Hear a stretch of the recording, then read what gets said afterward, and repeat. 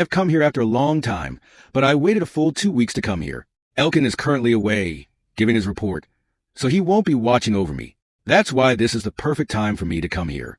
In my previous life, my elder brother Eshel received his powers from the god of light, Lemdale, right here. In my past life, everyone said that there was an ancient rune hidden here, which housed many weapons. With this thought, he immediately placed his hand on the ground, and a black lightning flashed, revealing a path that led to an ancient temple rune. Our hero was about to enter, and guys, with that, our hero entered the temple and looked around, saying, "This place is completely different from what it was in my previous life. This used to be an ancient temple of the god of light, Lemdale.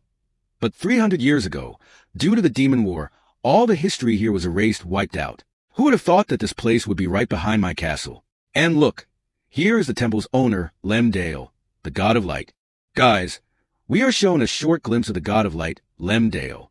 And with that, our hero begins to tell us about the past, where the year was 1985, and it was the month of February. The army of the Demon King was wreaking havoc everywhere, advancing to take control of the continent. But then, all the soldiers united and defeated them, driving them away from the continent. This was made possible by certain weapons, books, and magical items, which we found in the ancient rune. We called them the gods' inventory weapons. Because of them, humans were able to fight against the demons. Among all these weapons, there was a sword named Durek, which belonged to Lemdale. Our hero touches the sword, but nothing happens. The sword doesn't even budge. Seeing this, our hero says, "I figure the sword hasn't awakened yet." And guys, saying that, our hero kicks the sword and starts walking away, saying, "Ugh, it ruined my mood. Oh well, let's forget about it and get on with our work. Let's get out of here." And guys, then our hero starts explaining that where there is light, there is also darkness. Just like that, this sword also has a shadow, which seems strange and looks like something from another world. But no one knows that this is not just a shadow of the sword, but a sword itself. Many people have come here, but no one has been able to find the sword because everyone thought it was just a shadow. But where there is light, there is darkness too. And this is its darkness. And guys, with that, our hero uses his power, which opens a path. Seeing this path, our hero says, "This is a path that was blocked by the altar of light, but inside lies a sword that, in my previous life, was mine." And guys, with that, our hero goes inside, and through a door, we are shown a sword. Seeing it, our hero says, "Wow, here it is. My sword. Welcome to you, the demonic sword Kyram." And with that, our hero picks up the demonic sword and says, "Good morning, Kyram," as he starts to swing it. "Hey, aren't you awake yet, Kyram? Why aren't you responding?" But then he adds, "Wow, this feeling is really good. I want to tear someone apart right now." At that moment, the demonic sword Kyram herself appears and says, "Haha, boy, aren't you afraid? Do you know what you've done?" To this, our hero replies, "I know what it means, that this sword is now mine." Kyram retorts, "Do you realize, boy, that by doing this, you've awakened my demonic form, and now it's your turn to die. There's no use regretting it now." And with that, Kyram attacks our hero with full demonic power. But just as she strikes, our hero catches her by the neck with his hands and starts squeezing. "You didn't used to be this weak, but you've become really pathetic now," he says. Kyram, shocked, responds, "What are you doing? How can you touch me like this? How is this possible?" The hero calmly replies, "I told you before, this sword belongs to me." As Kyram activates her claws and slashes at our hero, she exclaims, "How can you? Who are you? Are you the successor of the demonic god Ra? I can sense Ra's presence from you." The hero confirms, "Yes, you're right. I am the successor of the demonic god Ra. So kneel before your master, demonic sword Kyram." Hearing this, Kyram says, "I can't accept this. You're just a child." And with that, the two engage in battle. The hero gives her a tough fight, but thinks, this demonic sword isn't going to give up easily. A demonic sword's goal is to possess the body of its wielder and wreak havoc, but I don't think that will happen here. I'll have to teach her a lesson. Smiling, the hero simply says, "Demonic sword control." As soon as Kyram hears this, she begins to feel gravity pulling her down. She falls to her knees and, seeing this, the hero says, "Demonic sword Kyram, as long as I'm talking to you nicely, why don't you just accept me as your master? Why are you being so stubborn?" Meanwhile, Kyram sinks further into the ground, exclaiming, "How can you? How do you even know how to use this power, you arrogant boy?" But the hero doesn't stop and continues saying, "Demonic sword control, demonic sword control, demonic sword control." over and over, increasing the sword's gravity until she is buried deeper. Finally, he asks, "So, tell me, do you now accept me as your master?" Defeated, Kyram says, "Fine, fine, human. I accept you as my master. I've spent enough time here now. If we've made a mistake, let's go back now. If we delay too much, everyone will start looking for me." And guys, with this, our hero steps out onto the first floor. Upon arriving here, the demonic sword says, "Wow, the fresh air here. It's been ages since I felt the fresh air here. What refreshing air this is. Master, what is your name?"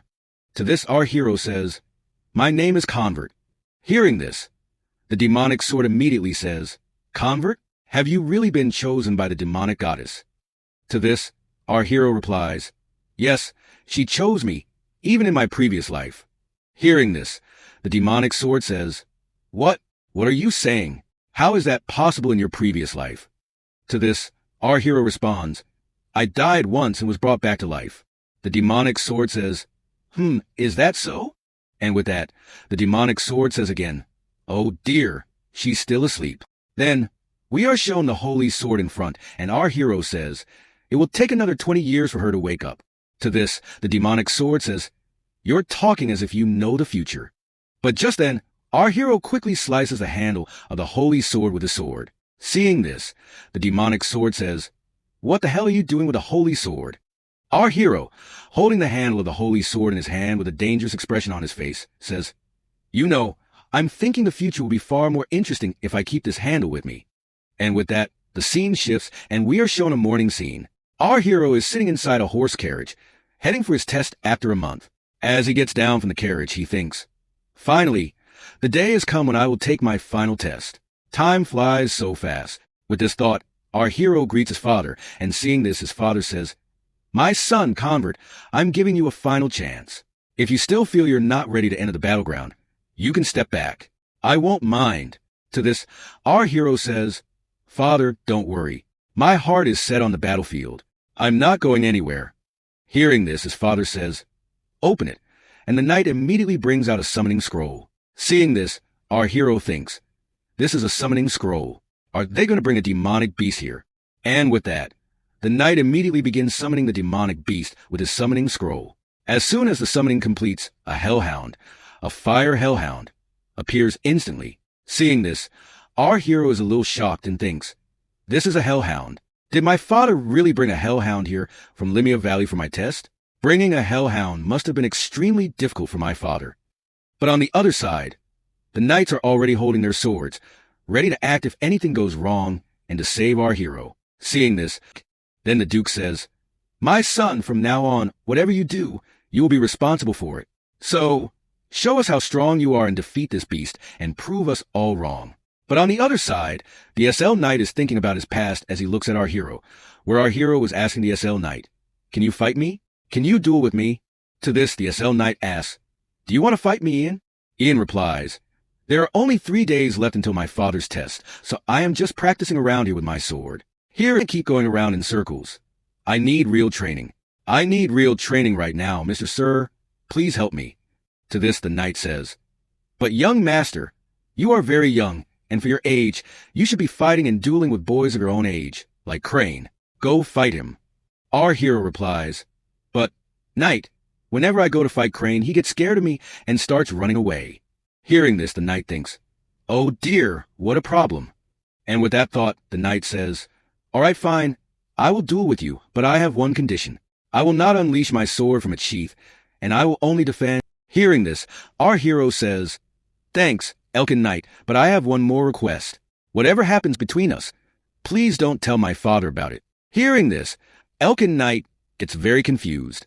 But just then, our hero delivers a super powerful blow to the knight, and as the sword hits him, the knight defends himself, but it turns into a very heavy fight with a massive blow. Seeing this, the knight thinks, "Oh dear, this blow is so heavy.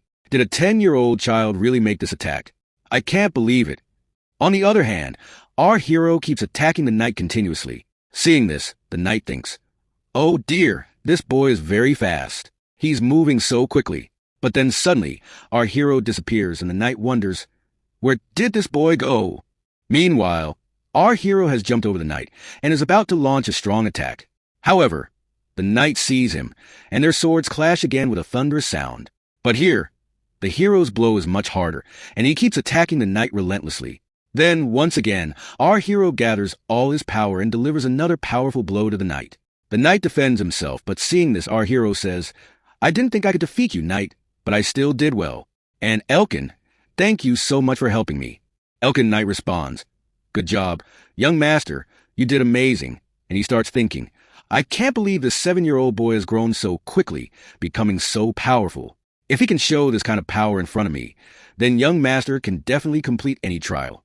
And with that, the scene shifts to the present, where our hero is standing in front of the Hellhound. Just then, the Hellhound charges forward to attack our hero violently. Seeing this, our hero readies himself and thinks, "Here it comes. This Hellhound is coming at me. I have to defeat it no matter what." As the Hellhound roars and attacks, our hero uses the same technique to defend himself. He moves slightly backward, and the Hellhound rushes past him. Then, our hero thinks, "My strength is running low. I need to finish this fight as quickly as possible. I'll end it with this attack." The Hellhound is also ready to attack, and just then, our hero strikes a powerful blow at its neck with his rapier. Then, jumping up, he delivers a final strike to the Hellhound's head with his sword. Imagine 2 strikes in 1, and with that, the Hellhound is completely defeated. The knights and the hero's father are all left astonished by what they just witnessed. Meanwhile, our hero stands there thinking, "Oh dear, this blood is going to waste. He could have filled up so many bottles and become incredibly powerful by drinking it. But if I start cutting it up and drinking its blood here, everyone will think I'm crazy." Just then, Kian's father arrives and says, "Well done, Kian. You did a great job and you passed my test with flying colors. Now, I'll meet you in the battleground." And with that, he leaves. Just then, Kian's demonic sword appears and says, "Master, do I look like a kitchen knife to you? Do you think I'm just a knife to cut things in the kitchen?" Hearing this, Kian replies, "It's nothing like that. Why are you saying this?" The demonic sword says, "Master, use me and drink this bloodhound's blood, the Hellhound's blood, because I need blood to recover my strength. Please, master, just 1 sip will be enough for me. I'm extremely thirsty." But Kian says, "Demonic sword, calm down, because soon I will use you a lot, and then you can drink as much blood as you want and fully recover." Hearing this, the demonic sword says, "All right, I'll wait for that." And the scene shifts to the battleground. We see an army approaching from the other side, and alarm bells start ringing as everyone is warned to get ready for defense and attack. Kian's father is the one giving the orders, saying, "Don't leave anyone alive." Hearing this, the entire army shouts, "Kill them all, we will win." As they say this, holy magic appears and activates underneath the orcs, causing numerous holy bindings and ropes to emerge and tie up all the orcs. Seeing this, Duke What says, "Everyone attack." The army gets ready to kill the orcs, and the knights start attacking, each showing off their skills. Some are cutting off legs, while others are slicing off necks. One knight steps forward, eager to show his power, approaches a bound orc, and swiftly beheads it. The severed head flies and lands in front of our hero, Kian. Seeing this, his maid Emily says, "Master, why are you here? You shouldn't be in a place like this." But Kian, observing the scene and the fighting, starts to reminisce about the old days and thinks, "I used to enjoy this kind of action." Just then, Duke What, Kian's father, asks, "Tell me, Kian, how do you feel being on the battlefield?" Kian replies, "I'm a little nervous." To this, his father says, "Look, my son, nothing is certain on the battlefield. You could die at any moment, so never let your guard down and always stay alert." Kian responds, "Okay, father, I understand." But then he adds, "These small skirmishes here are insignificant. There's no real meaning to them, because battles like these happen 3 to 4 times a day. There are plenty of knights here who know how to handle every situation, and there's artillery that helps everyone on the battlefield. It's common here, so there's no need for me to be afraid." Then we are shown Kian's tent. He's looking out, thinking, "This place where my tent is set up is the safest spot in the entire battleground. There's such heavy security here that I can't move around during the day. So how will I feed Karam, the demonic sword, blood? Will I have to wait for night to fall?" But guys, just then, when our hero turns around, he sees Emily trembling intensely on the bed. Seeing her shaking, the hero asks, Emily, what are you doing? Emily, trembling, responds, Didn't you hear, young master, what the Duke just said? People die here every moment. Aren't you scared? To this, our hero replies, Emily, if you're so scared, then pack your things and go back. Emily shouts, Do you think I want to stay here? But let me tell you, young master, without me, you can't do anything. You can't even complete one task properly without me. That's why I'm stuck here. There are monsters everywhere. If I leave you here alone, who will take care of you, young master? Fine, get out of my way. It's time for me to eat. I'm going to have my meal. Then our hero asks, Emily, did you give the cape I requested to you? But Emily doesn't respond and walks away, leaving our hero feeling angry and thinking, Why didn't she answer me? Is this how she's going to treat her young master? And with that, the scene shifts to night, where our hero is lying in bed, holding a doll. But then Emily wakes up and asks, Young master, are you going out to train at this late hour, especially on the battlefield? Aren't you scared? To this, the hero replies, Yes, I am going. Did I wake you up? Now I'm leaving. Make sure you handle everything, all right? Emily responds, All right, I'll take care of everything. And guys, with that, our hero leaves, running and thinking to himself, This is the only time when the security here is low. If I don't escape now and go for the blood, I might never get another chance to leave and quench the thirst of the demonic sword. And as he says this, our hero uses the third form of his demonic fog, called Fog de Sand, and lands safely on the ground from a big rock. He then thinks to himself, If I recall from my past life's memory, there aren't just 2,000 monsters here, but countless numbers of them. This is the perfect place for the demonic sword Karam to satisfy its hunger. Am I right, Karam? To this, the demonic sword Karam says, Wow, I can smell the delicious scent of blood. It will quench my thirst, master. I can't control myself. Please, please, let me cut someone. I need to cut someone. Go ahead, cut anyone you want. And guys, with that, our hero starts attacking a hellhound with his weapon, releasing Karam freely. Cuts and slashes are happening everywhere, as all the monsters are being attacked. Guys, after killing a lot of monsters, our hero inserts a tube into the neck of one of the hellhounds and blood starts flowing out. He collects the blood in a jug and drinks it, saying, Wow, this is amazing. This blood is really incredible. Like this, the demonic sword then asks, Master, tell me, how long will it take if we continue training here? How much time will it take for us to become stronger? Our hero responds, Don't worry. The night is still young, meaning there's plenty of time left, and there is no shortage of monsters here. As soon as our hero says this, we are shown various kinds of monsters, some flying, some hellhounds, and some orcs, all of which have now appeared in front of our hero. And our hero is fully prepared to fight them. The scene then shifts, and we see a large number of wagons escorting someone to the battlefield. Inside one of the wagons sits the Empire's princess, and her maid says, Princess, I still feel we should turn back because the front lines are very dangerous. There are many monsters. Princess replies, How many times have I told you that I am a princess? I have responsibilities. I am the princess of this empire, and I always want to help my father. That the maid nervously says, All right, madam, I understand. This reminds me, madam, that the youngest son of the word family, the youngest master, is also on the front lines at the moment. He went to the battlefield to join the fight. He must be around your age, madam. Hearing this, the princess, looking surprised, asks, Is it true? The Duke of the Wirt family took his youngest son to the front lines? But never. Then the princess asks, What is the name of that youngest son who went to the front lines? The maid replies, Madam, if I remember correctly, his name is Kenwert. Hearing this, the princess is a bit surprised and repeats his name. Kenwert, how interesting. And guys, could it be that she will become our hero's girlfriend in the future? The fight is happening in the morning, and Duke and the others are fighting and killing the monsters. They are wiping out all the monsters in a brutal way. Meanwhile, we are shown a scene with Kian, who is also fighting a monster. We are told that Kian has been in this place for almost a month now. He greets his father, who is the Duke of the team. His father tells him that there's no need to do all of this, and asks him to come to him quickly as he has something important to discuss. His father is also very happy and says, I'm really pleased with your ability. You've defeated many beasts here, and I see your strength is increasing day by day. Kian is surprised to hear such words from his father, who never praised him like this before. But his father repeats, "Come to my tent in the evening. I have something important to talk about." Hearing this, Kian feels happy and thinks, "My father called me to his tent, so it must be something important.